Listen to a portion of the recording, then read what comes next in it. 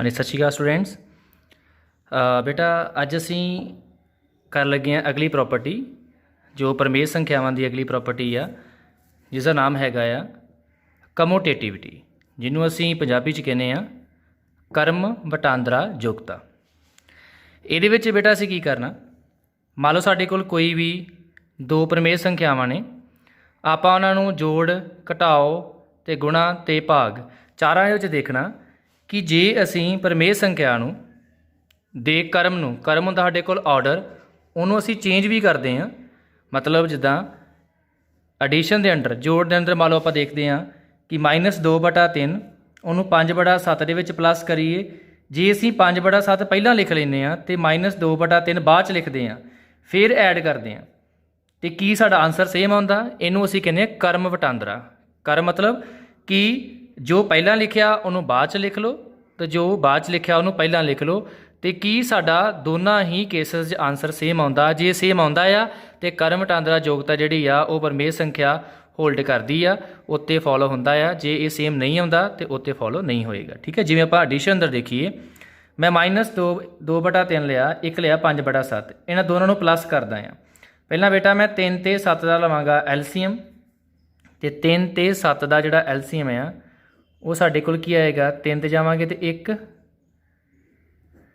7 ते जावांगे तो 1 साडे कोल एलसीएम की आ गया दा 3 × 7 21 आ गया। ठीक है, उस तो बाद असीं इहनूं ऐड किवें करना, 21 साडा एलसीएम आ गया, नीचे हैगा साडे कोल 3, असीं 3 नूं 21 दे नाल डिवाइड करते हैं, जां असीं करते हैं कि 3 का पहाड़ा पढ़ीए तो 21 कित्थे जाके आउंदा, 3 का पहाड़ा पढ़ांगे तो 21 जिहड़ा आ वो कित्थे जाके आउंदा आ 7 ते।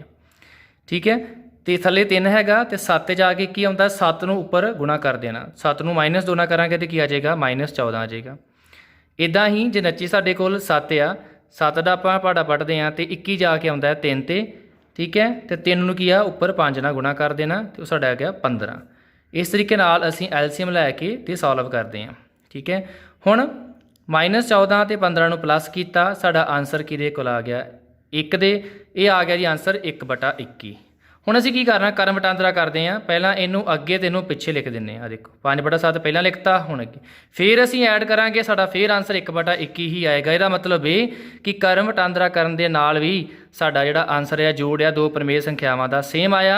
तो जिहड़ी साडे कोल कर्म वटांदरा जिन्हों आपां कहने आ कमोटेटिव प्रॉपर्टी कह दिंदे आ, साडी जिहड़ी आ वो जोड़ दे अंदर एडिशन अंदर की आ होल्ड करदी आ। नैक्सट आ जाओ सबट्रैक्शन, घटाओ विच भी देखिए कि कर्म वटांदरा करन दे नाल कि साडा आंसर सेम आउंदा। 2/3 नूं 5/4 चों कीता माइनस, सेम उदां एलसीएम लिया, साडा आंसर आया -7/12। बट जदों असीं 5/4 पहलां 2/3 बाद च लिखते हैं, देखो हुण इनू माइनस करन ते साडा आंसर की आया 7/12 आ गया।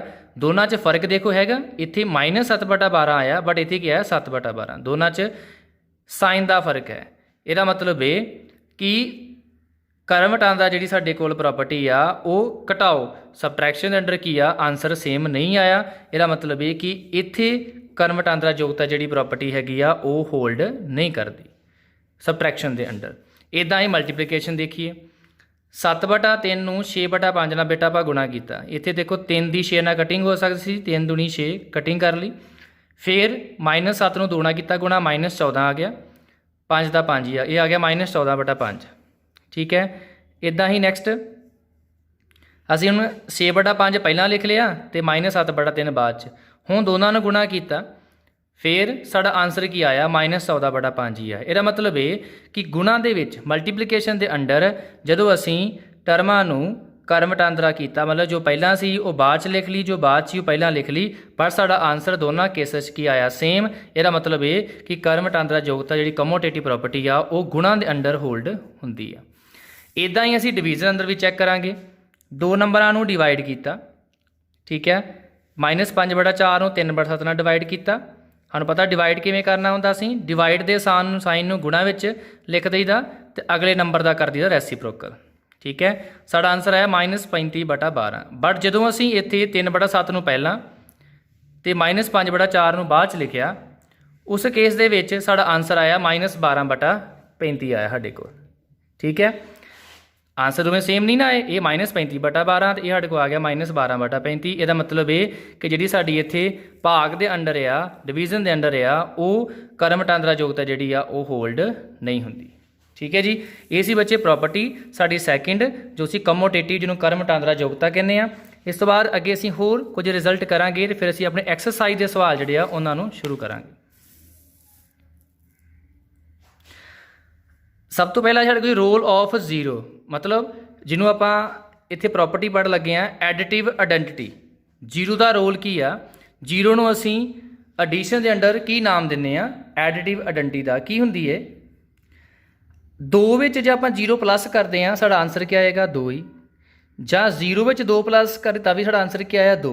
ਮਤਲਬ 0 ਇੱਕ ਇੱਦਾਂ ਦਾ ਨੰਬਰ ਆ ਜਿਹਨੂੰ ਕਿਸੇ ਵਿੱਚ ਵੀ ਪਲੱਸ ਕਰ ਦਿਓ, ਕਿਸੇ ਨੰਬਰ ਦੇ ਵਿੱਚ ਪਲੱਸ ਕਰ ਦਿਓ, ਸਾਡਾ ਆਨਸਰ 'ਚ ਕੋਈ ਫਰਕ ਨਹੀਂ ਆਉਂਦਾ, ਆਨਸਰ ਸੇਮ ਦਾ ਸੇਮ ਹੀ ਆ ਜਾਂਦਾ। ਜਿਹੜੇ ਨੰਬਰ ਨੂੰ ਕਿਸੇ ਵਿੱਚ ਵੀ ਪਲੱਸ ਕਰਨ 'ਤੇ ਆਨਸਰ ਸੇਮ ਹੀ ਆ ਜੇ ਉਹਨੂੰ ਅਸੀਂ ਕੀ ਨਾਮ ਦਿੰਦੇ ਆ? ਆਇਡੈਂਟੀਟੀ ਦਾ। ਅਤੇ ਜੇ ਐਡੀਸ਼ਨ ਦੇ ਅੰਡਰ ਇੱਦਾਂ ਆ ਰਿਹਾ ਤਾਂ ਉਹ ਕੀ ਨਾਮ ਹੋ ਗਿਆ? ਐਡੀਟਿਵ ਆਇਡੈਂਟੀਟੀ, ਜਿਹਨੂੰ ਅਸੀਂ ਪੰਜਾਬੀ 'ਚ ਕਹਿੰਦੇ ਆ ਜੋੜਾਤਮਕ, ਜੋੜ ਤੱਤ ਸਮਕ। ਠੀਕ ਹੈ, ਜੋੜ ਤੱਤ ਸਮਕ ਆਪਾਂ ਕਹਿ ਦਿੰਦੇ ਆ। ਉਹ ਕੀ ਹੁੰਦਾ ਆ ਕਿ ਜੋੜ ਦੇ ਅੰਡਰ ਇੱਕ ਉਹ ਨੰਬਰ, ਹੁਣ ਜੋੜ ਦੇ ਅੰਡਰ ਸਾਡੇ ਕੋਲ ਕਿਹੜਾ ਨੰਬਰ ਆ ਜਿਹਨੂੰ ਕਿਸੇ ਦੇ ਵਿੱਚ ਵੀ ਐਡ ਕਰੋ ਤੇ ਸਾਡਾ ਆਨਸਰ ਸੇਮ ਦਾ ਸੇਮ ਆਉਂਦਾ। ਹੁਣ 3 ਨੂੰ ਮੈਂ ਕਿਹੜੇ ਨੰਬਰ 'ਚ ਐਡ ਕਰਾਂ, ਕਿਹੜੇ ਨੰਬਰ ਦੇ ਵਿੱਚ ਮੈਂ ਜੋੜ ਕਰਾਂ 3 ਦਾ, ਤਾਂ ਕਿ ਮੇਰਾ ਆਨਸਰ 3 ਹੀ ਆਏ। ਉਹ ਨੰਬਰ ਕਿਹੜਾ ਹੋਏਗਾ? 0। ਇਹਦਾ ਮਤਲਬ ਇਹ ਕਿਹੜਾ 0 ਆ ਉਹ ਸਾਡਾ ਕੀ ਆ ਗਿਆ? ਜੋੜ ਤੱਤ ਸਮਕ, ਮਤਲਬ ਐਡੀਟਿਵ ਆਇਡੈਂਟੀਟੀ ਆ ਗਈ। ਠੀਕ ਹੈ, 0 ਨੂੰ ਆਪਾਂ ਕੀ ਨਾਮ ਦਿੰਦੇ ਆ? ਐਡੀਟਿਵ ਆਇਡੈਂਟੀਟੀ ਦਾ, ਕਿ ਇੱਕ ਉਹ ਨੰਬਰ ਆ ਜਿਹਨੂੰ ਕਿਸੇ ਵਿੱਚ ਹੀ ਪਲੱਸ ਕਰੋ ਸਾਡਾ ਆਨਸਰ ਸੇਮ ਦਾ ਸੇਮ ਹੀ ਆਉਂਦਾ ਆ। ਠੀਕ ਹੈ ਜੀ, ਹੁਣ ਅੱਗੇ ਰੋਲ ਆਫ 1। 1 ਦਾ ਰੋਲ ਕੀ? ਦੇਖੋ, ਗੁਣਾ ਦੇ ਵਿੱਚ ਅਸੀਂ ਵੇਖਣਾ ਹੁੰਦਾ ਕਿ 1 ਦਾ ਰੋਲ ਕੀ ਹੈਗਾ, ਜਿਹਨੂੰ ਅਸੀਂ ਨਾਮ ਦਿੰਦੇ ਹਾਂ ਮਲਟੀਪਲੀਕੇਟਿਵ ਆਇਡੈਂਟੀਟੀ, ਗੁਣਾਤਮਕ ਤਤਸਮਕ। ਹੁਣ ਜੇ ਤੁਹਾਨੂੰ ਮੈਂ ਕਹਾਂ ਕਿ 5 ਨੂੰ ਮੈਂ ਕਿਹੜੇ ਨੰਬਰ ਨਾਲ ਗੁਣਾ ਕਰਾਂ ਤਾਂ ਕਿ ਆਨਸਰ 5 ਹੀ ਆਏ, ਤੁਸੀਂ ਕਹੋਗੇ ਜੀ 1 ਦੇ ਨਾਲ। ਠੀਕ ਹੈ, ਗੁਣਾ ਦੇ ਵਿੱਚ ਉਹ ਕਿਹੜਾ ਨੰਬਰ ਆ ਜਿਹਨੂੰ ਕਿਸੇ ਨਾਲ ਵੀ ਗੁਣਾ ਕਰੀਏ ਤੇ ਕੋਈ ਫਰਕ ਨਹੀਂ ਪੈਂਦਾ, ਉਹ ਨੰਬਰ ਕਿਹੜਾ ਹੈਗਾ ਸਾਡੇ ਕੋਲ? 1। ਇਸ ਕਰਕੇ ਗੁਣਾ ਦੇ ਵਿੱਚ ਆਇਡੈਂਟੀਟੀ ਐਲੀਮੈਂਟ ਕੀ ਹੁੰਦਾ ਹੈ ਕਿ ਜਿਸ ਨੂੰ ਕਿਸੇ ਨਾਲ ਵੀ ਅਸੀਂ ਗੁਣਾ ਕਰੀਏ ਜਾਂ ਪਲੱਸ ਕਰੀਏ ਸਾਡਾ ਆਨਸਰ ਸੇਮ ਦਾ ਸੇਮ ਆ ਜੇ। ਤੇ ਗੁਣਾ ਦੇ ਵਿੱਚ ਕਿਹੜਾ ਨੰਬਰ ਆ? ਉਹ 1 ਨੰਬਰ ਹੈਗਾ, 1। ਤੇ 1 ਨੂੰ ਅਸੀਂ ਕੀ ਕਹਿੰਦੇ ਆ ਫਿਰ? ਮਲਟੀਪਲੀਕੇਸ਼ਨ ਦੇ ਗੁਣਾ ਦੇ ਵਿੱਚ ਕੀ ਕਹਿ ਦਿੰਦੇ ਆ? ਆਇਡੈਂਟੀਟੀ ਕਹਿ ਦਿੰਦੇ ਆ, ਜਿਹਨੂੰ ਆਪਾਂ ਪੰਜਾਬੀ 'ਚ ਕਹਿੰਦੇ ਆ ਗੁਣਾਤਮਕ ਤਤਸਮਕ।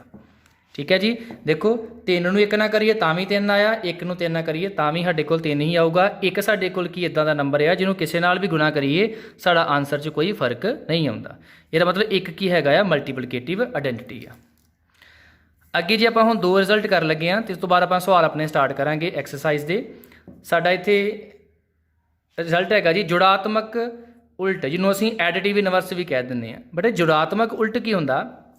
ਮੰਨ ਲਓ ਇੱਕ ਨੰਬਰ 6 ਆ ਜਾਂ 6 ਤੇ ਲਿਖਿਆ ਥੱਲੇ, ਆਪਾਂ ਹੋਰ ਨੰਬਰ ਲੈ ਲੈਣੇ, ਮੰਨ ਲਓ ਨੰਬਰ ਆਪਾਂ 8 ਲੈ ਲੈਣੇ। 8 ਦਾ ਜੁੜਾਤਮਕ ਉਲਟ ਕੀ ਹੋਏਗਾ? ਉਹ ਨੰਬਰ ਜਿਹਨੂੰ ਇਹਦੇ ਵਿੱਚ ਪਲੱਸ ਕਰੀਏ ਸਾਡਾ ਆਨਸਰ 0 ਆਏ। ਹੁਣ 8 ਇਹ ਪਲੱਸ ਦਾ ਆ, ਇਹਦਾ ਜੁੜਾਤਮਕ ਉਲਟ ਕੀ ਹੋਏਗਾ? ਜਸਟ ਤੁਸੀਂ ਕੀ ਕਰਨਾ, ਇਹਦਾ ਸਿਰਫ ਸਾਈਨ ਚੇਂਜ ਕਰ ਦੇਣਾ। ਜੇ ਪਲੱਸ ਦਾ ਕੀ ਪਾਤਾ ਸੀ? ਮਾਈਨਸ ਦਾ। ਇਹ ਕੀ ਹੋ ਗਿਆ? ਇਹਦਾ ਜੁੜਾਤਮਕ ਉਲਟ। ਦੋਵਾਂ ਨੂੰ ਐਡ ਕਰੋ, ਸਾਡਾ ਆਨਸਰ ਕੀ ਆਏਗਾ? 0। 0 ਆਨਸਰ। ਜਿਹੜੇ ਵੀ ਨੰਬਰ ਦਾ ਜੁੜਾਤਮਕ ਉਲਟ ਕੀ ਹੁੰਦਾ? ਉਹ ਨੰਬਰ ਜਿਹਨੂੰ ਪਲੱਸ ਕਰਨ 'ਤੇ ਆਨਸਰ ਕੀ ਆਉਂਦਾ ਆ? 0 ਆਉਂਦਾ।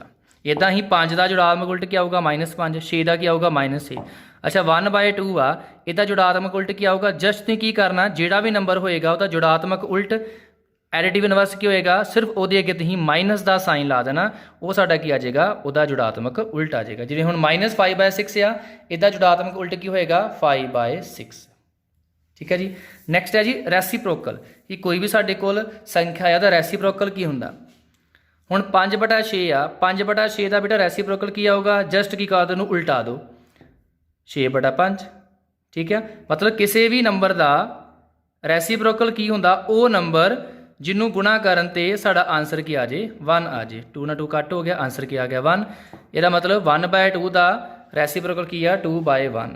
ਇੱਦਾਂ ਜੇ 7/2 ਆ, ਇਹਦਾ ਰੈਸੀਪ੍ਰੋਕਲ ਜਿਹਨੂੰ ਆਪਾਂ ਉਲਟ ਕਰਮ ਕਹਿੰਦੇ ਆ ਉਹ ਕੀ ਹੁੰਦਾ ਆ? 2/7। ਜੇ -3/5 ਆ, ਇਹਦਾ ਰੈਸੀਪ੍ਰੋਕਲ ਕੀ ਹੋਏਗਾ? ਬਸ ਤੁਸੀਂ ਕੀ ਕਰਨਾ, ਉਲਟ ਕਰ ਦੇਣਾ ਇਹਨੂੰ, 5 ਉੱਪਰ ਲੈ ਜਾਓ ਤੇ 3 ਥੱਲੇ, ਤੇ ਮਾਈਨਸ ਦਾ ਸਾਈਨ ਆਪਾਂ ਉੱਪਰ ਹੀ ਰੱਖਣਾ ਹੁੰਦਾ। ਠੀਕ ਹੈ ਜੀ, ਜੁੜਾਤਮਕ ਉਲਟ ਹੁੰਦਾ ਜਸਟ ਤੁਸੀਂ ਕੀ ਕਰਨਾ, ਕੋਈ ਵੀ ਸੰਖਿਆ ਆ ਉਹਨੂੰ ਉਲਟੀ ਕਰ ਦਿਓ, ਡੈਟ ਇਜ਼ ਉਲਟ ਕਰਮ ਹੋ ਗਿਆ ਕਿਸੇ ਵੀ ਨੰਬਰ ਦਾ। ਠੀਕ ਹੈ ਜੀ, ਇਹ ਸੀ ਬੱਚੇ ਕੁਝ ਪ੍ਰੋਪਰਟੀਜ਼। ਅਜੇ 2 ਪ੍ਰੋਪਰਟੀ ਸਾਡੀਆਂ ਪੈਂਡਿੰਗ ਪਈਆਂ ਨੇ, ਆਪਾਂ ਉਹਨਾਂ ਨੂੰ ਅੱਗੇ ਡਿਸਕਸ ਕਰਾਂਗੇ। ਹੁਣ ਆਪਾਂ ਸਵਾਲ ਆਪਣੇ ਸਟਾਰਟ ਕਰਦੇ ਹਾਂ ਐਕਸਰਸਾਈਜ਼ ਦੇ। ਐਕਸਰਸਾਈਜ਼ ਦਾ ਬੇਟਾ ਜਿਹੜਾ 1.1 ਦਾ ਪਹਿਲਾ ਸਵਾਲ ਆ ਉਹ ਦੇਖੋ।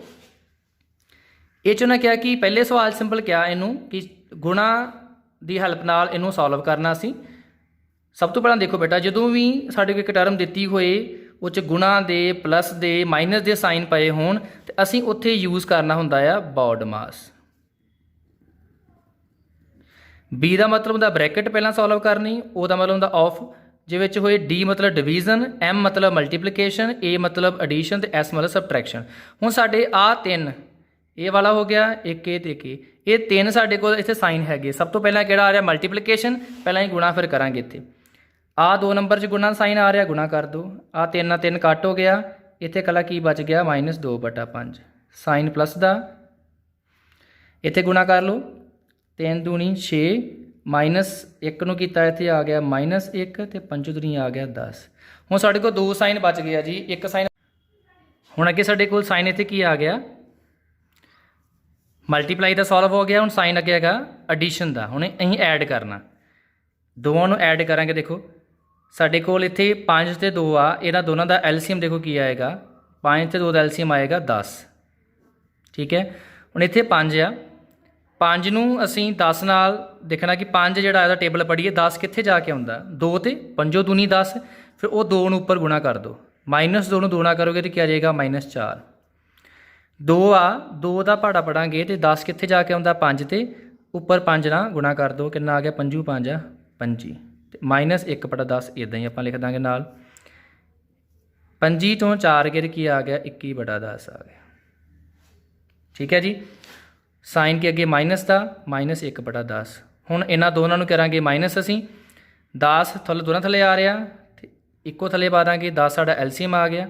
10 ਹੀ ਇੱਥੇ ਆ, 10 ਨੂੰ 1 ਨਾਲ ਗੁਣਾ ਕਰਾਂਗੇ 10 ਆਉਂਦਾ ਤੇ 21 ਨੂੰ 1 ਨਾਲ ਕੀਤਾ ਤੇ 21 ਦਾ 21 ਆ ਗਿਆ। ਇੱਥੇ 10 ਥੱਲੇ ਆ, ਉੱਪਰ -1 ਦਾ 21 ਆ ਜਾਏਗਾ। ਇਹ ਆ ਜਾਏਗਾ 20/10, ਜਿਹਨੂੰ ਕੱਟ ਕੇ ਸਾਡਾ ਆਨਸਰ ਕੀ ਆ ਗਿਆ 2। ਠੀਕ ਹੈ, ਇਸ ਤਰੀਕੇ ਨਾਲ ਮੈਂ ਪਹਿਲਾ ਪਾਰਟ ਸੋਲਵ ਕੀਤਾ, ਤੁਸੀਂ ਦੂਜਾ ਪਾਰਟ ਜਿਹੜਾ ਆ ਉਹਦਾ ਸੋਲਵ ਕਰਨਾ ਆ। ਠੀਕ ਹੈ ਜੀ, ਦੇਖੋ ਦੂਜੇ ਸਵਾਲ ਦੇ ਵਿੱਚ ਉਹਨਾਂ ਨੇ ਕਿਹਾ ਸਾਨੂੰ ਜੁੜਾਤਮਕ ਉਲਟ ਲਿਖੋ। ਆਹ 2 ਸਾਡੇ ਨੰਬਰ ਨੇ, ਅਸੀਂ ਇਹਨਾਂ ਦੋਨਾਂ ਦਾ ਜੁੜਾਤਮਕ ਉਲਟ ਲਿਖਣਾ। 2/8 ਆ, ਇਹਦਾ ਬੇਟਾ ਜੁੜਾਤਮਕ ਉਲਟ ਕੀ ਹੋਏਗਾ, ਪਹਿਲਾ ਸਵਾਲ 2/8, ਇਹਦਾ ਜੁੜਾਤਮਕ ਉਲਟ ਸਾਡਾ ਹੋਏਗਾ। ਸਿਰਫ ਕੀ ਕਰਨਾ, ਅੱਗੇ ਅਸੀਂ ਮਾਈਨਸ ਨਾਲ ਮਲਟੀਪਲਾਈ ਕਰ ਦੇਣਾ, ਜੇ ਪਲੱਸ ਦਾ ਆ ਅੱਗੇ ਕੀ ਪਾ ਦੇਣਾ ਮਾਈਨਸ। ਠੀਕ ਹੈ, ਜਿਵੇਂ ਆ ਦੇਖੋ 5/9 ਆ, ਦੂਜਾ ਸਵਾਲ 5/9 ਆ, ਇਹਦਾ ਜੁੜਾਤਮਕ ਉਲਟ ਕੀ ਆਊਗਾ, ਬਸ ਅੱਗੇ ਜੇ ਮਾਈਨਸ ਆ ਤਾਂ ਕੀ ਪਾ ਦਿਓ, ਸੌਰੀ ਇੱਥੇ ਮਾਈਨਸ ਸੀ, ਮਾਈਨਸ ਆ ਤਾਂ ਕੀ ਪਾ ਦੇਣਾ ਆਪਾਂ ਪਲੱਸ ਦਾ ਸਾਈਨ ਪਾ ਦੇਣਾ, ਬਸ ਇਹ ਆ ਜਾਏਗਾ ਜੁੜਾਤਮਕ ਉਲਟ। ਬਸ ਇਹ ਸਾਈਨ ਚੇਂਜ ਕਰਨਾ, ਪਲੱਸ ਆ ਤੇ ਮਾਈਨਸ ਆ ਤੇ ਪਲੱਸ ਕਰ ਦੇਣਾ। ਠੀਕ ਹੈ ਬੱਚੇ, ਇੱਕ ਗੱਲ ਧਿਆਨ ਰੱਖਣੀ, ਕਈ ਵਾਰੀ ਇਦਾਂ ਦਾ ਨੰਬਰ ਆ ਜਾਂਦਾ ਹੁੰਦਾ, ਮੰਨ ਲਓ -2/-3। ਹੁਣ ਤੁਸੀਂ ਕਹੋਗੇ ਕਿ ਸਰ ਮਾਈਨਸ ਸਾਈਨ ਹੈ ਤੇ ਆਪਾਂ ਪਲੱਸ ਕਰ ਦਾਂਗੇ, ਨਹੀਂ, ਇੱਥੇ ਪਹਿਲਾਂ ਦੋਨੋਂ ਮਾਈਨਸ ਕੀ ਹੋ ਜਾਣਗੇ ਕੱਟ, ਸਾਡਾ ਨੰਬਰ ਜਿਹੜਾ ਆ ਉਹ 2/3 ਹੀ ਹੈਗਾ ਸੀ, ਤੇ ਇਹਦਾ ਜੁੜਾਤਮਕ ਉਲਟ ਕੀ ਆਏਗਾ -2/3 ਆ ਜਾਏਗਾ। ਠੀਕ ਹੈ ਜੀ, ਹੁਣ ਅੱਗੇ ਜੀ ਗੁਣਾਤਮਕ ਉਲਟ ਦੀ ਗੱਲ ਕਰੀਏ। ਗੁਣਾਤਮਕ ਉਲਟ ਵਿੱਚ ਕੀ ਹੁੰਦਾ ਆ, ਅਸੀਂ ਨੰਬਰ ਨੂੰ ਉਲਟਾ ਕਰ ਦੇਣਾ ਹੁੰਦਾ। ਜੇ ਨੰਬਰ ਸਾਡੇ ਕੋਲ ਦੇਖੋ ਇੱਥੇ -13 ਥੱਲੇ ਕੀ ਹੈਗਾ ਆ 1, ਇਹਦਾ ਉਲਟ ਕਰਾਂਗੇ,